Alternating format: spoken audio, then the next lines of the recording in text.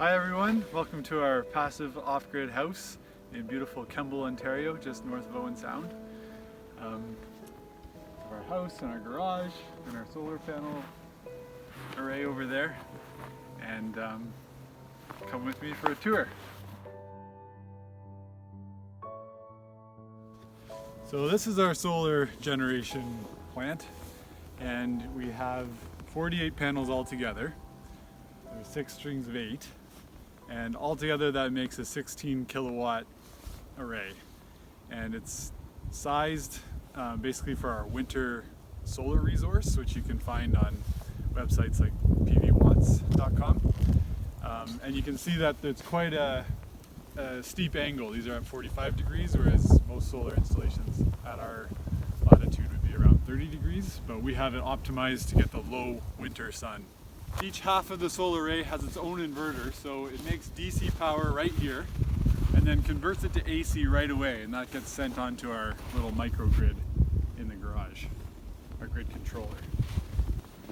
So each bank of 8 kilowatts has a 5 kilowatt inverter, and the reason we have smaller inverters than arrays is because if you're under 10 kilowatts, then you're not considered a utility scale installation.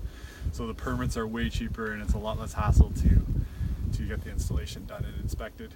So we have a lot more solar panel capacity because even on a fairly cloudy day like this, we can still get quite a bit of generation. Like right now, this whole panel is only this whole section, this 8 kilowatt array is only producing 500 watts.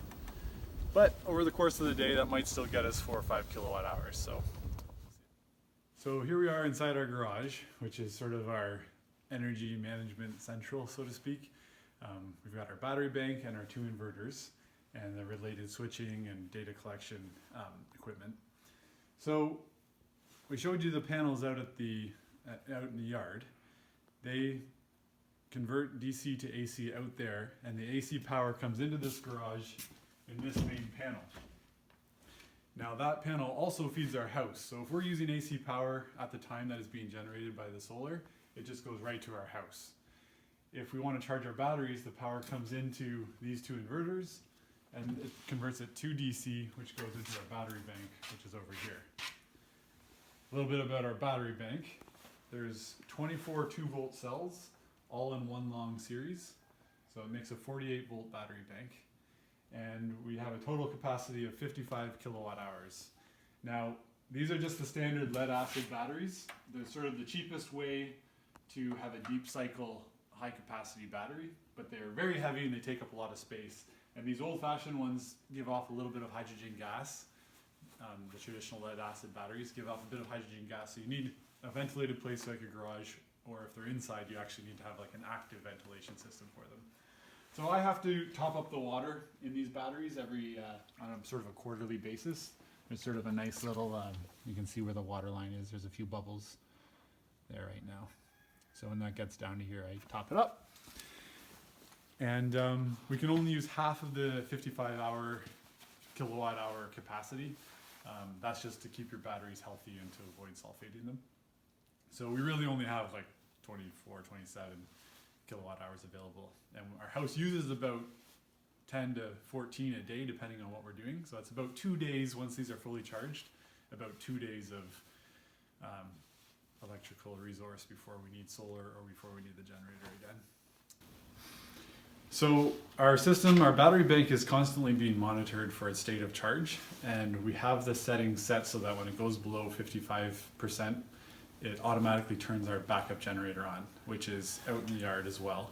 It's an 8 kilowatt generator, and it will run for about 2.5 hours to fully charge these batteries again from 55% up to 85%.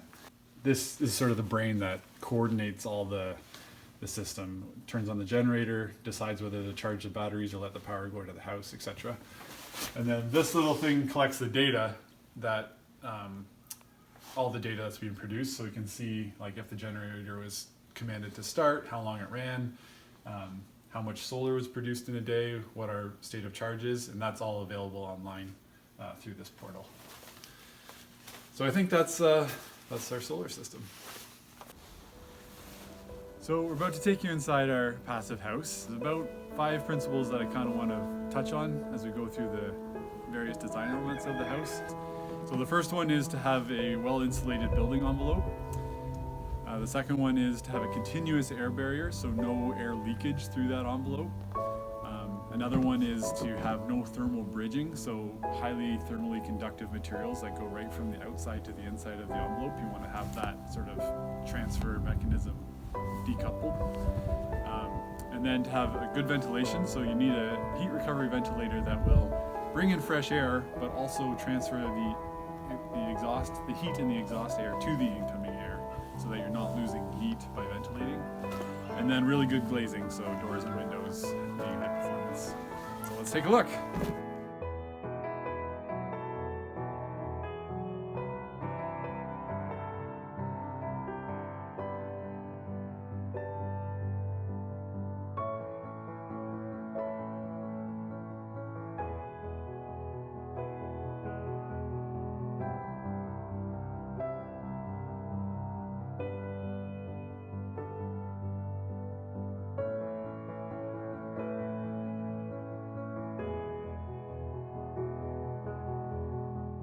So let's talk about principle number 1, the super insulated walls. You'll notice how thick the walls are in our house, and the reason for that is that the inside sort of 6 inches is a standard 2x6 construction with just fiberglass insulation, and then the outside 6 inches is a styrofoam EPS foam panel that's attached to the outside. So the entire wall thickness has a R value of 60, which is compared to about a 20 or 25 for a conventional code-built house. The floors, before these floors were poured, there was a big styrofoam tray that was purchased through the designer and through a company called Plastifab. So you get these pieces of, again, thick EPS foam, and you put together a tray which is your concrete form and your insulation that stays there. So it's about 10 inches or like R36 under the floor, and then about 6 inches around the perimeter of the slab. And then if we just mentally think about the roof, in the attic there's just blown in insulation up there, and it's an R90 thickness.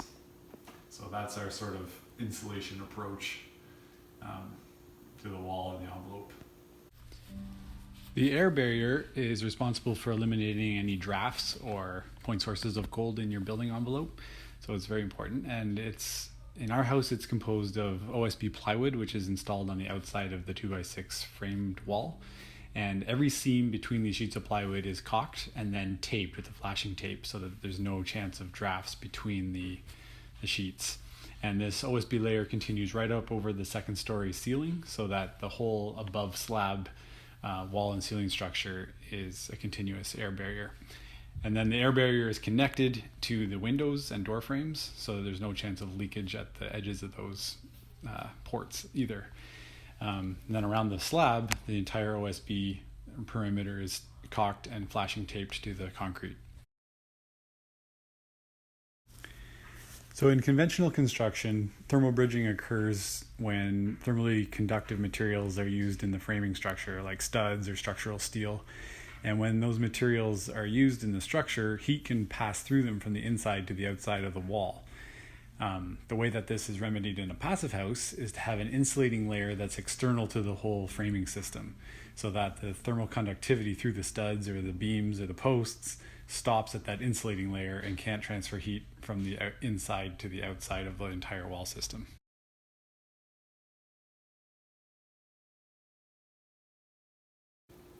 So the 4th principle of passive house is good ventilation, and it's especially important in a passive house because you put in so much effort to making your building envelope sealed and airtight that any moisture or just pollution, so to speak, is going to stay in that envelope.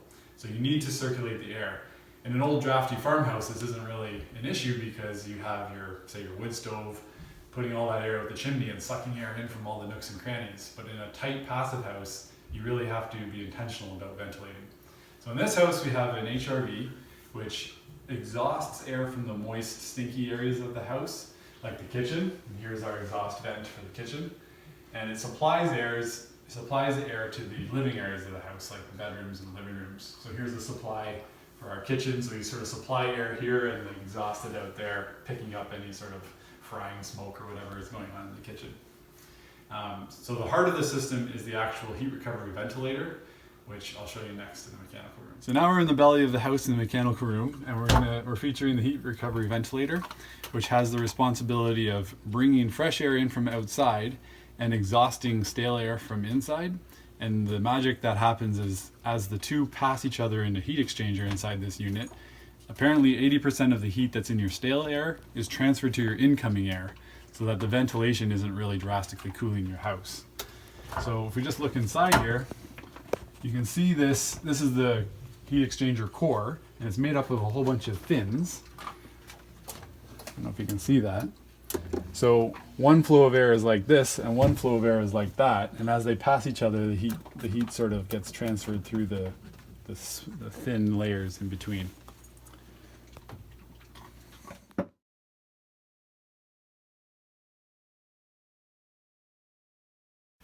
So I wanted to talk about the fifth principle, which is good glazing for your doors and windows.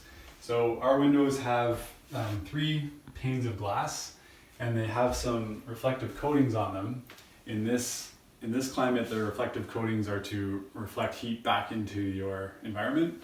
If you're in California or somewhere that's really sunny, then those would be reversed because you would want to reject more heat. But since we live in a cold climate and it's much harder to get from -10 to a comfortable temperature than it is to go from, say, 30 degrees down to 26 in the summer, we have them oriented this way.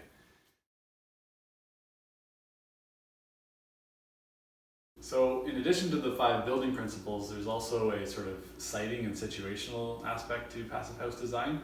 So I'm here in our kitchen living room area, and this side of our house is the east facing side, and you'll notice there's a lot of windows on the east and south sides of the house.